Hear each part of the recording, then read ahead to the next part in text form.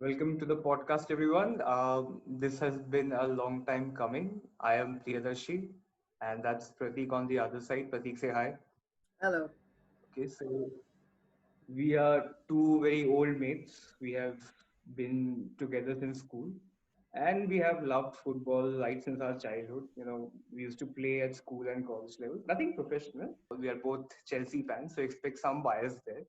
But otherwise, we would like to believe that we are slightly more unbiased otherwise.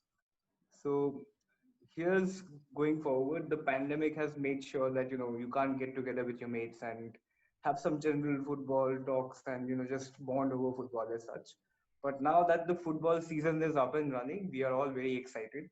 And let's just get into it because I have been trying to get Pratik together for this and chat over what has been happening in the transfer window because Chelsea has been really ripping it up. But we'll get to Chelsea a bit later because there's a lot to talk about there. But Pratik, I want to hear key, you know, except for Chelsea, there hasn't been that much movement in the transfer market. Of course, COVID has been a big reason for it.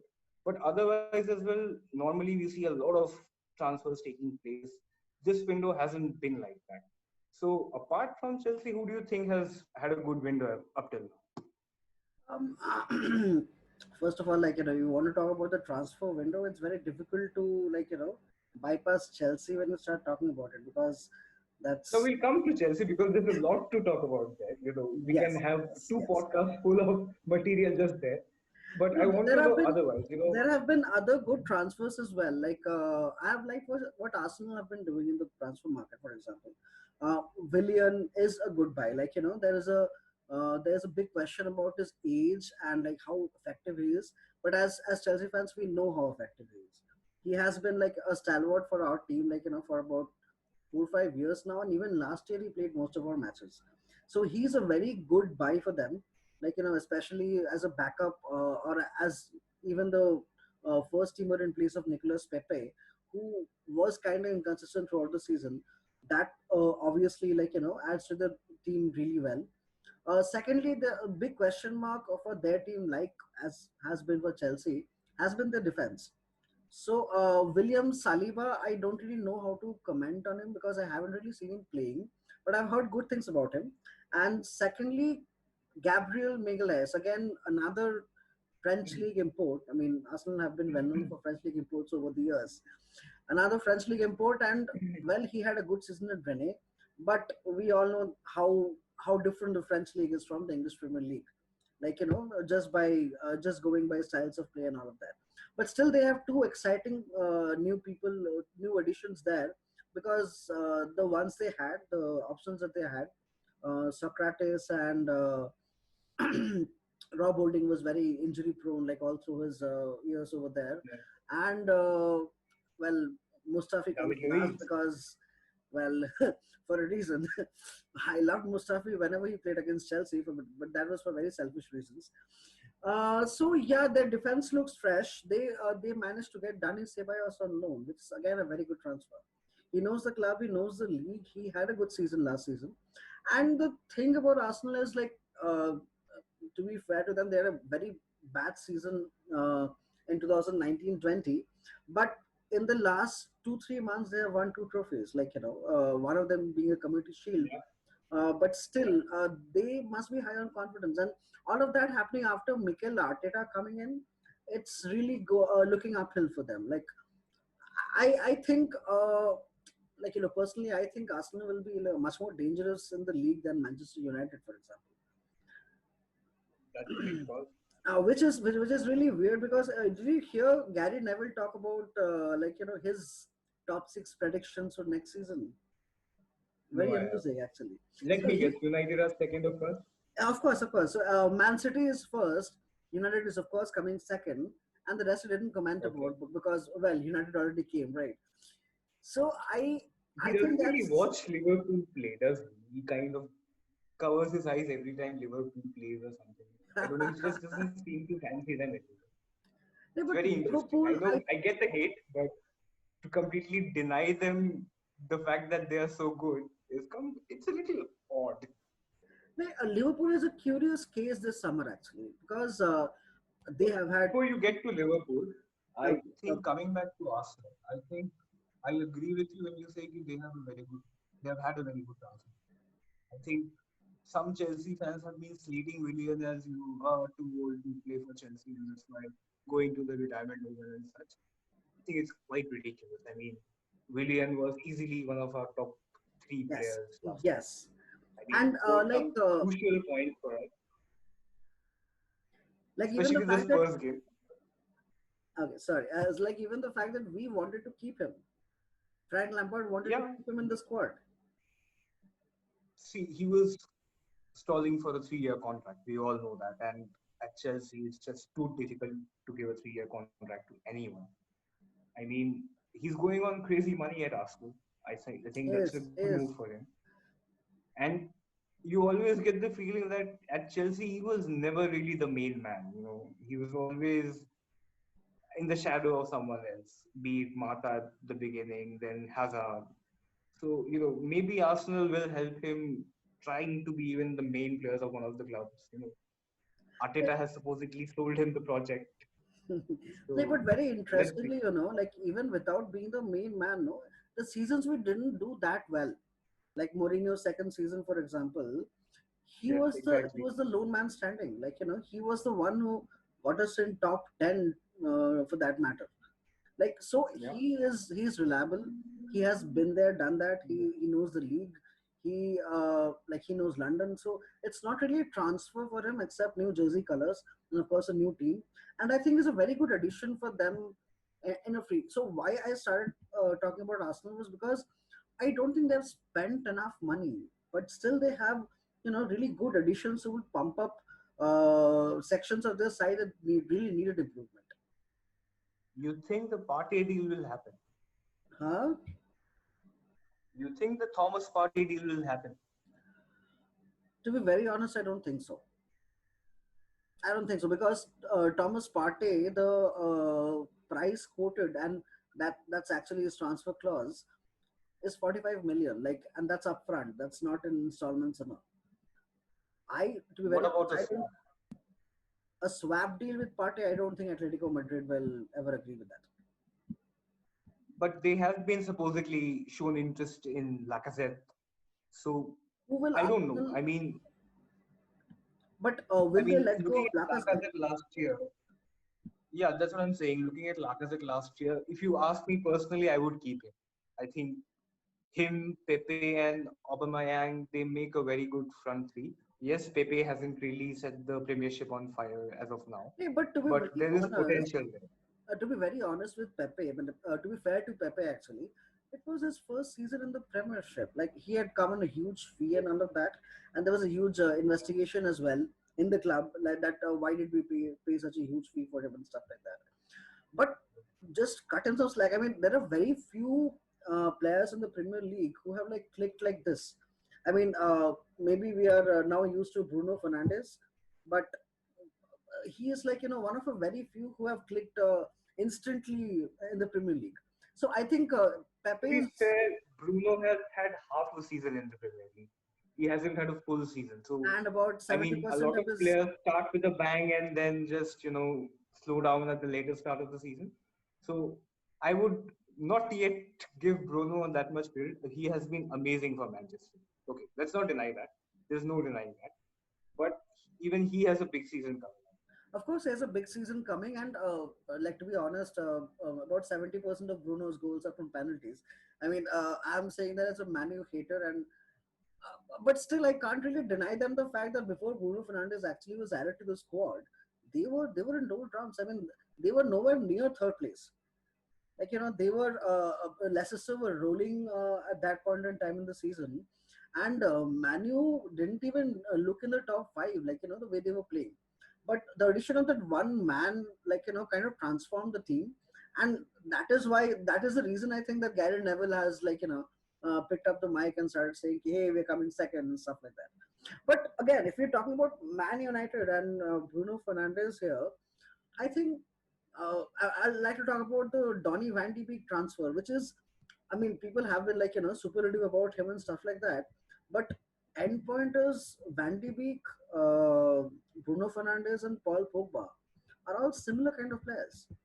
And to play all of them in the same midfield, I think destabilizes the midfield little, because all of them, like, are very adventurous, and they take their chances with passes. I mean, none of their pass completion rates are that high. All of them in the 60s and 70s, which is not really good for a midfielder.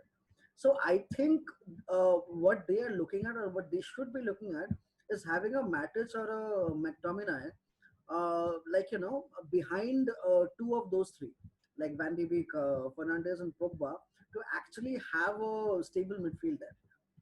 So, but Soldier has actually been talking about playing them together.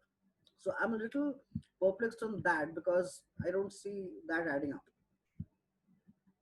Um, I think it adds good squad depth, to be honest. I mean, I don't see him starting in front of a Pogba or a Bruno. Yes, maybe they can play all of the three of them together. But I don't think that is where they really need to strengthen. I'm not sure Jadon Sancho is the ideal player for Man United at this point of time. I don't get you. Why are they so crazy about Sancho? I think what they need is a man up front, a target man up front, who can score a lot of goals. I don't remember any Premier League side without a top goal scorer in front. Martial, Greenwood, even Rashford, they all like to, come from the left or the right. They are not really central strikers as we have come to know. You know, I think they need someone with a proven goal scoring record there. And at the back, I mean, I like Eric Bai. I think Bai is good, but he's so injury prone. You never really know whether he can give you a full season, leave alone a full season, 40 games. Maguire is decent, but he isn't that world class presence in the middle that will, calm down everyone else. Lindelof is good, but he's a lot like Christensen, at Chelsea. Technically gifted, but makes a lot of mistakes. So I'm not quite sure they are strengthening in the right areas. There has been some rumors about Reguilon. I mean, Luke Shaw is Manu fans really love Luke Shaw, but not really. If you want to really be challenging for top honors, you need someone good who can give you consistency at that fullback position. And we saw last season, right at the end of it, that it can cost you games. It can cost you big games when Brandon Williams wasn't really playing at the level that Manu wanted. So they have some interesting decisions to make.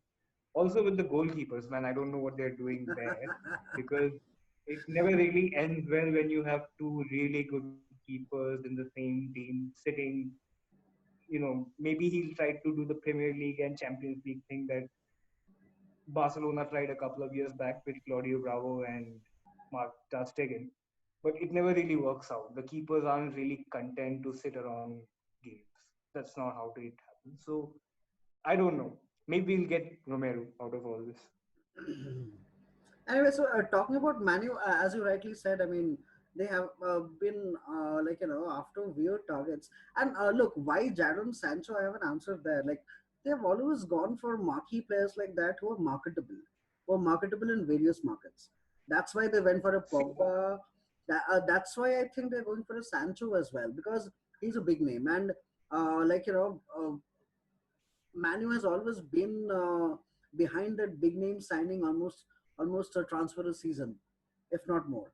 So I think, like, leaving aside what they actually need for the team, they have been looking for that big name signing, and Jadon Sancho was, like, was hot property like last season, and transfer speculation was rife about him, and I think that's why they went after him. As for the forward line, yes, I would just add to what you said.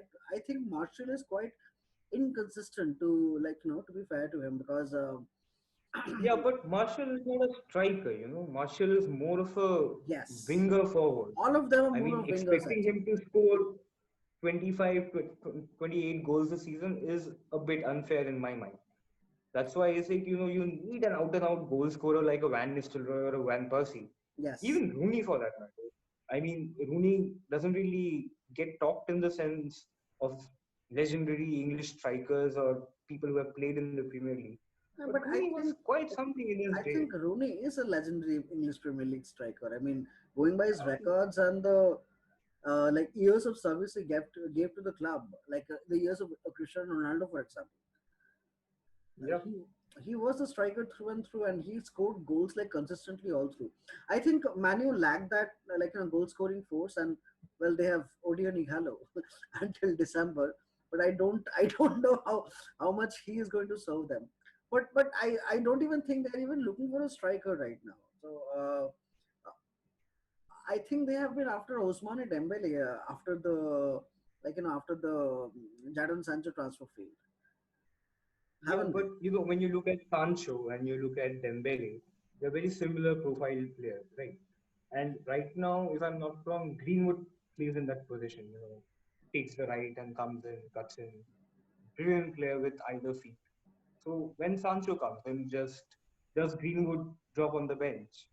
I mean, what do you do? I Do you think push I think Greenwood in the middle? I think Greenwood is the middle striker that Solskjaer sees in his team. Like he has always talked about him as a striker, but look, the striker that we are talking about right now is the bulky target man, Giroud striker that we are talking about. But Not necessarily. I mean, you look at Aguero. Aguero is not in tall, but Aguero Aguero can holds the lead the ball line. really well. Yeah, he can lead the line. Someone who makes those runs, someone who can, break the lines and get ahead, break the offside trap, and put the ball in the goal. So I don't know if they have that one target man that can, add that edge to your attack. I like Greenwood. I think he's very good with both feet, which is quite unbelievable to watch at times. I mean, the goalkeepers don't really know which side to cover. It's very unusual and it's very gifted that this kid is. But I don't know whether in the middle is his best position as of And now. Manu don't have bench depth. That's the biggest problem with them. That's why they have been trying to bring in reinforcements on both wings, because Daniel James I don't think Soldier trust anymore, and who is their backup on the left wing? I don't even know. See, quite honestly, they have a lot of depth in the defense right now. They have Marcus Rojo, they have Phil Jones, they have Chris Smalling on loan, they have Harry Maguire, they have Victor Lindelof, they have Eric Bailly, and they have Mensa, they have Brandon Williams, they have Luke Shaw. The problem is they have a lot of players, but it's like they don't really trust most of these players. But Exactly. they are still at the club on huge wages. And like there was news about Upamanciao, right? Or Upamancao. I'm just butchering his name, sorry. But in order to buy him, you need to get rid of some of the defenders first. You can't have nine first team or 10 first team defenders as such. And you So don't like any there of them. is exactly, which is one of And the worst situations to find yourself in.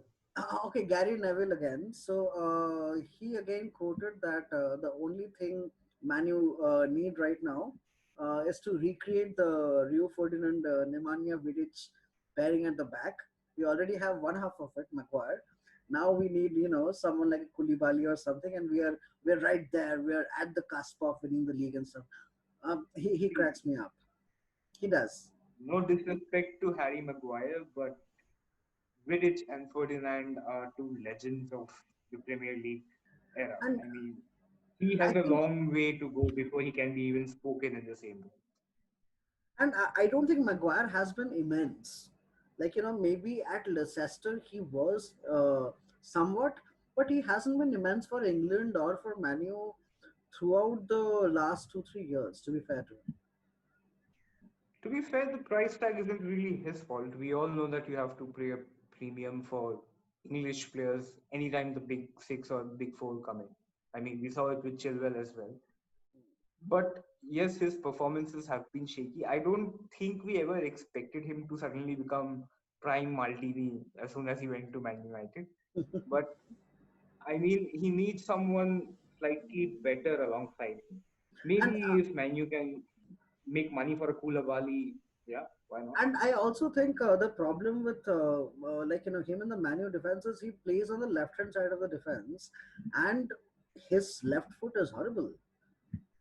That's why he gets into so many so many mistakes with Luke Shaw in tandem, because to be fair, he does not belong there. So I think they needed a left-footed defender, and Nathan Ake could actually have worked very well for them. See us Chelsea fans criticizing other teams' defenders. Ha ha ha. Hey, okay, okay, getting there, getting there.